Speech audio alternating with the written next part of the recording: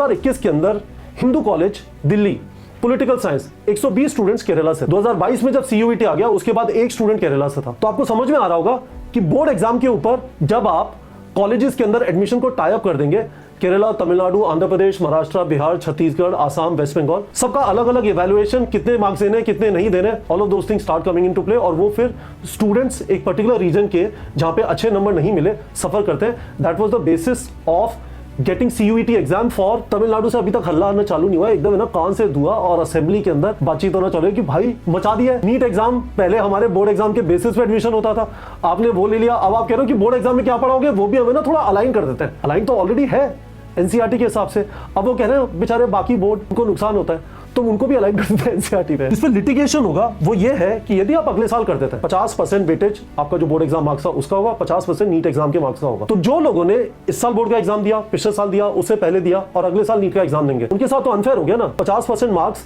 उनके उस बात के लग रहे हैं जो अब उनके कंट्रोल में नहीं है, एग्जाम हो चुका बोर्ड एग्जाम। तो this would immediately go to courts and court will strike that down. Good evening students, video का टाइटल है कि क्या बोर्ड एग्जाम क्लास 12 के मार्क्स 50% काउंट होंगे नीट एग्जाम में, कब से काउंट होंगे, ये सारी चीज़ कहाँ से आ रही है, इस वाले वीडियो में मैं आपको एक्सप्लेन करना चाहता हूँ क्विकली। और उसके बाद मैं आपको बताना चाहता हूँ कि गवर्नमेंट प्रॉब्लम क्या प्रॉब्लम सॉल्व करने की कोशिश करिए और उस प्रॉब्लम को सॉल्व करने में क्या प्रॉब्लम्स आएंगी। क्विकली मैं आप लोगों को समझा देना चाहता हूँ और आपको ये भी समझ में आ जाएगा कि इसका आपके स्पेसिफिक इस समय पे नीट की तैयारी के हिसाब से बात करें, क्योंकि ये चैनल neetprep.com पे हम सिर्फ नीट की तैयारी कराते हैं, वहाँ पे भी हमारा फोकस क्वेश्चन प्रैक्टिस और टेस्टिंग पे। तो 2 जुलाई का न्यूज आर्टिकल है टाइम्स ऑफ इंडिया में। This is written by a guy called Manas Pratim. I consider him one of the most credible correspondents on the education side of things. ठीक है, तो सबसे पहले यहाँ पे मेंशन है कि प्राइम मिनिस्टर ऑफिस कुछ इंटरेस्ट ले रहा है, भाई बहुत ज्यादा मच गई है, चेंजेस इंप्लीमेंट करना है। ठीक है, नेक्स्ट चीज यहाँ पे लिखी है, ये PDF मैंने नीट प्रेप के टेलीग्राम चैनल पे डाल दिया, टेलीग्राम चैनल का लिंक वीडियो के डिस्क्रिप्शन में।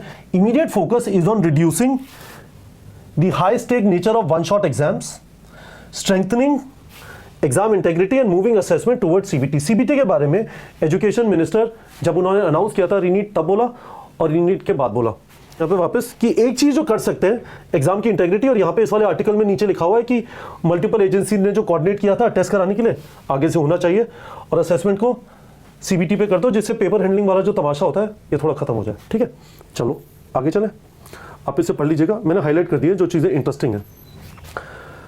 पैनल ने यह भी बोला है कि यदि हमें बोर्ड एग्जाम को वेटेज देना है, has linked any move to give board exam greater weightage with improved board exam integrity।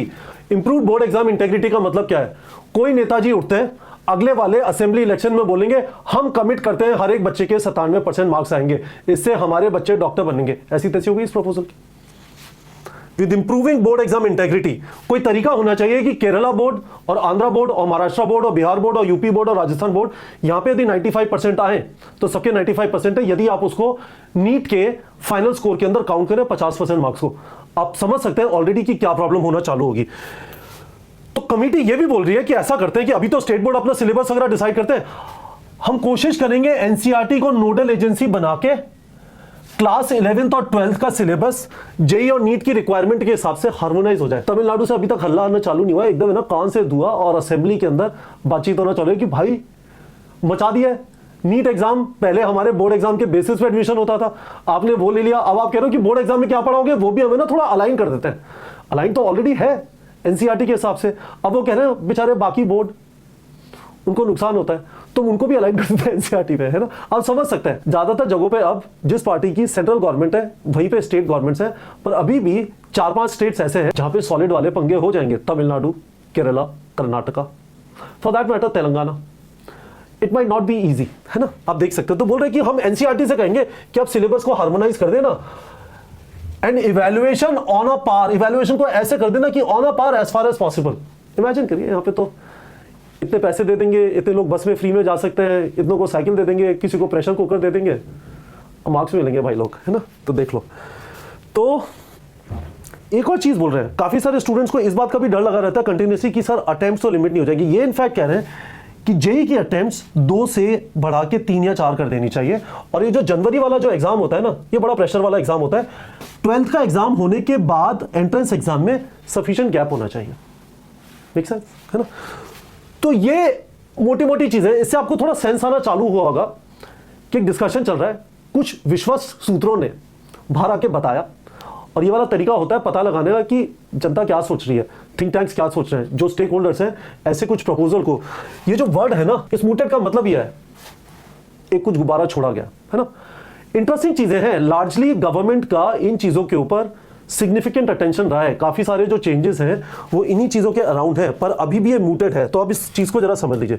ये वाला पीडीएफ नीट प्रेप के टेलीग्राम चैनल पर डाल दिया, टेलीग्राम चैनल का लिंक वीडियो के डिस्क्रिप्शन में, एक बार शांति से पूरा पढ़ लीजिएगा, सिर्फ जो हाईलाइट है उसे पढ़ के कंक्लूजन पे मत आइए, और इस टाइप के कंक्लूजन मत निकालिए कि सर तो कुछ फायदा नहीं है नीट की तैयारी करने का, मेरे तो बोर्ड एग्जाम में नंबर बहुत कम थे, मेरे साथ अन्याय हो गया। सर शांत गदादारी बीम। तो 3 प्रॉब्लम जो गवर्नमेंट सॉल्व करने की कोशिश करी। एक तो एग्जाम बहुत ज्यादा हाई स्टेक है, बहुत ज्यादा प्रेशर होता है, आर या पार, डू और डाई, उस टाइप की बकवास चालू हो जाती है। हालांकि कुछ भी डू और डाई नहीं होता, no exam is worth dying for. कोई एग्जाम आपकी लाइफ की वर्थ डिसाइड नहीं करता, बट अल्टीमेटली यही रियलिटी हो जाती है for a lot of people. These exams ensure कि आप अपनी लाइफ में ऊपर बढ़ सकते हैं, और कोई तरीका है नहीं। दूर दराज के इलाके में रहते हैं, कुछ खास साधन नहीं है, माँ बाप सपोर्ट नहीं कर सकते हैं, प्राइवेट कॉलेजेस में नहीं भेज सकते, यही एक साधन रह जाता है। तो these become very very high stake exams for a lot of people in India. दूसरी चीज क्या है, ये जो कोचिंग के ऊपर डिपेंडेंस है, कोचिंग के ऊपर डिपेंडेंस का मतलब ये भी है कि बहुत सारे लोग एक्सपेंसिव कोचिंग्स को एक्सेस नहीं कर सकते। तो उससे ये सिचुएशन हो जाती है कि 2 सेट ऑफ स्टूडेंट्स है, एक को कोचिंग मिली, दे आर बेटर प्रिपेयर्ड, एक को कोचिंग नहीं मिली, they are not better prepared. तो इस वाली प्रॉब्लम को एड्रेस करना है। और तीसरी चीज है जो डमी कल्चर है, 11th 12th में बच्चे स्कूल नहीं जाते हैं, इससे उनका ऑलराउंड डेवलपमेंट नहीं हो रहा, कूप पंडूक बन गए वो, कुएं के मेंढक होते हैं ना, बस उन्हें एक चीज आती है कि उन्होंने तैयारी की कंपेटिटिव एग्जाम की, गवर्नमेंट को ये पसंद नहीं है। तो अब जो प्रपोजल है 50% वेटेज का, ये बहुत इंटरेस्टिंग है। रैशनलाइज क्लास 12 मार्क्स, ये रैशनलाइज का मतलब क्या है, मैं आपको एक अंदाजा देता हूं। 2021 के अंदर Hindu college Delhi political science 120 students Kerala से थे। 2022 में जब सीयूईटी आ गया उसके बाद एक स्टूडेंट केरला से था। तो आपको समझ में आ रहा होगा कि बोर्ड एग्जाम के ऊपर जब आप कॉलेजेस के अंदर एडमिशन को टाई अप कर देंगे, केरला, तमिलनाडु, आंध्र प्रदेश, महाराष्ट्र, बिहार, छत्तीसगढ़, आसाम, वेस्ट बंगाल, सबका अलग अलग इवैल्यूएशन, कितने मार्क्स देने, कितने नहीं देने, all of those things start coming into play. और वो फिर स्टूडेंट्स एक पर्टिकुलर रीजन के जहां पे अच्छे नंबर नहीं मिले सफर करते हैं। That was the basis of getting CUET exam even for colleges जो हाई स्टेक नहीं थे, जो आईआईटीज नहीं थे, जो मेडिकल कॉलेजेस नहीं थे। सिग्निफिकेंट नंबर ऑफ कॉलेजेस का एडमिशन कंपेटिटिव एग्जाम यानी सीयूईटी के थ्रू कर दिया गया।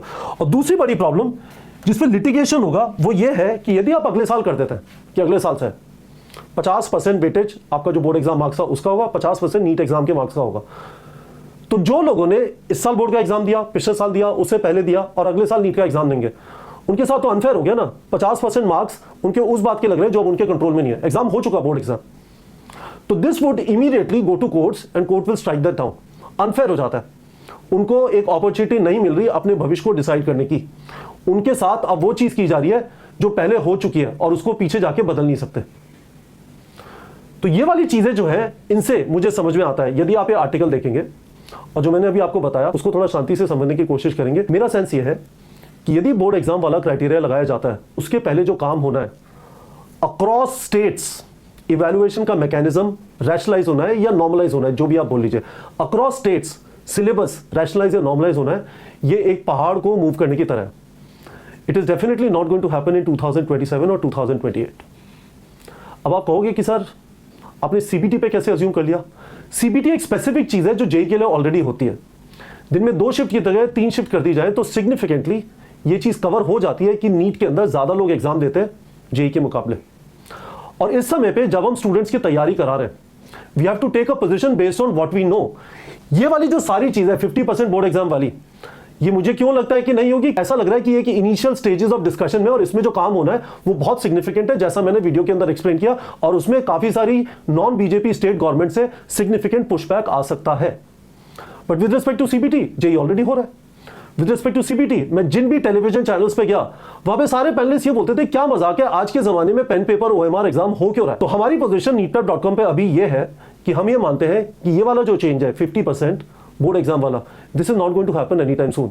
Definitely not in 2027, definitely not in 2028। उनका क्या सीबीटी वाला चेंज हम एक्सपेक्ट करते हैं हो जाएगा, क्योंकि एजुकेशन मिनिस्टर ने 2 बार बोला है, एक बार रीनीट से पहले और एक बार रीनीट के बाद। एनएमसी को इस चीज के ऊपर नोटिस देना है, नेशनल मेडिकल कमीशन, क्योंकि एग्जाम्स किस फॉर्मेट में होंगे ये एनटीए डिसाइड नहीं करता, ये नेशनल मेडिकल कमीशन डिसाइड करता है। पर एजुकेशन मिनिस्टर ने अपने इंटरव्यू में रीनीट के बाद ये भी बोला था कि पहले रिजर्वेशन थे ministry of health and family welfare के, those reservation do not exist anymore. तो पहले एनएमसी का नोटिफिकेशन आना है, उसके बाद वो एनटीए का नोटिफिकेशन आना है, और वो जल्दी दे देंगे तो अच्छा हो जाएगा। बच्चों में ये जो चीज मची हुई है, मुझे लगता है पेन पेपर ओएमआर होगा, मुझे लगता है सीबीटी होगा, ये सब भी खत्म हो जाए। एंड होपफुली इस वाली चीज़ के बारे में भी आपको हमारा नज़रिया मिल गया होगा। आपका कोई भी सवाल है जो मैं आंसर कर सकता हूँ, आप पूछ लीजिए वीडियो के कमेंट सेक्शन में, I will try an answer. जो चीज़ें स्पेकुलेशन है, मैं शायद उन्हें आंसर नहीं कर पाऊंगा, उस पर आप वार्तालाप करिएगा। ठीक है बच्चों।